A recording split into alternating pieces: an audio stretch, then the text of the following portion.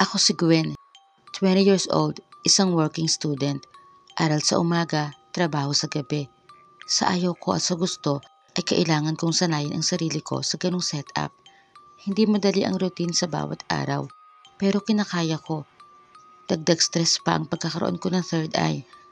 Ilang beses nang pinasara ni nanay sa kung sino-sinong albularyo, pero makalipas lang ang ilang araw, makakakita na naman ako ng mga kakatuwang nilalang. Madalas ay multo. Sa dorm, minsan sa daan, sa fast food, sa jeep, at maging sa LRT1 Monumento Station. Nung unang beses na nakita ko ang babaeng yon, hindi ko agad nahalata na isa siyang multo. Siguro kasi maayos siyang tignan. Yung balat niya kulay tao pa rin. Nakaupo lang siya sa upuan doon na parang isang pangkaraniwang pasahero na naghihintay ng train. Pero nang dumating na ang train, hindi naman siya tumayo para sumakay. Naisip ko baka may hinihintay pa siya nakasama. Kinabukasan na nakita ko siya, ay ayun pa rin ang suot niya at doon pa rin siya nakapwesto. Hindi ko pa rin pinansin. Nagmamadali na kasi ako. Basta nasulyapan ko lang siya ng tingin. Pangatlong beses na nakita ko siya, doon ko na nakumpirma na multo siya nang tumingin siya sa akin. Napalunok ako. Sabi ko sa sarili ko, iiwasan ko na lang ulit na mapatingin sa kanya. Kaso habang nakatayo ako at naghihintay ng train, sa gilid ng mga mata ko ay nakita kong nakatingin pa rin siya sa akin. Siguradong alam na niya na nakikita ko siya. Yun pa naman ang pinakaiiwasan ko. Ang malaman na isang multo na nakikita ko siya. Kapag kasi nalaman niya, tsak na hindi ako titigilan, hihingi ng tulong o magpapaabot ng mensahe na minsan mahirap maunawaan. Pero sa multo niyo sa LRT, ay ako mismo ang lumapit.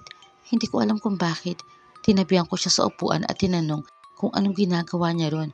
Kung doon ba siya namatay? Hindi raw. Hinihintay lang daw niya ang asawa niya ron. Kasi ang usapan daw nila ay uuwi sila ng probinsya. Kaso hindi na raw siya nakasipot. Dahil nung paalis na sana siya, ay bigla siyang inatake sa puso. Ang asawa raw niya ay sa barracks ng company umuwi. Kaya hindi sila magkasama sa bahay. At napagdesisyonan nga nilang sa probinsya na lang sana maninirahan. Nagtaka ko kung bakit doon niya hinihintay ang asawa niya. Alam naman pala niyang multo na lang siya. Bakit hindi niya puntahan sa barracks o sa company? Niya, dahil batid niya na hindi siya sinipot ng asawa niya, kaya gusto niyang manatili ron para maghintay pa rin. Naawa ko sa kanya kaya inalok ko siya ng tulong. Sabi ko sabihin niya sa akin ang pangalan at address ng asawa niya para masabi ko ang mensahe niya. Kahit malayo pupuntahan ko. Pero bago pa siya makasagot, ay natawag na ang pansin niya sa isang tao na papalapit sa amin. Nakita kong rumihistro ang tuwa sa mukha niya at sinabi sa wakas ay dumating na ang asawa niya. Natuwa rin ako para sa kanya. Pero paglingon ko ay unti-unting napawi ang ngiti sa labi ko nang mapagsino ang paparating, ang boyfriend kong si Jacob. Kitang-kita ko na yakapin ng babaeng multo si Jacob. Hindi yun naramdaman ng boyfriend ko o sadyang manhid ang puso niya. Pero hindi rin naman ako agad naniwala. Gusto ko sanang awatin ang babae sa pagyakap niya sa BF ko, pero may kung anong damdamin ang pumigil sa akin para gawin yun. Hinayaan ko lang siya. Nabigla pa ako nang biglang may linya ng liwanag na tumatangi sa kanya palayo kay Jacob. Sumisigaw siya. Gusto niyang makita at marinig siya ng asawa niya sa huling pagkakataon. Hindi na ako nagdalawang isip pa. Sinabi ko kay Jacob na nandoon ang multo ng asawa niya at kailangan niyang kausapin sa huling sandali. Naguluhan at nataranta si Jacob pero naniwala siya sa akin at humingi siya ng tawad sa asawa niya. Ngumiti ang multo ng babae bago tuluyang naglaho. Alam ko na nagawa ko ang dapat kong gawin. Tinanong ako ni Jacob kung paano ko nalaman na may asawa siya at nandoon ang kaluluwa nito. Hindi ko sinagot ang tanong niya.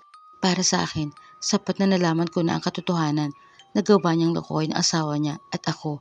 Kung pakikinggan ko ang paliwanag niya, paano ko makakasiguro na hindi na iyong kasinungalingan?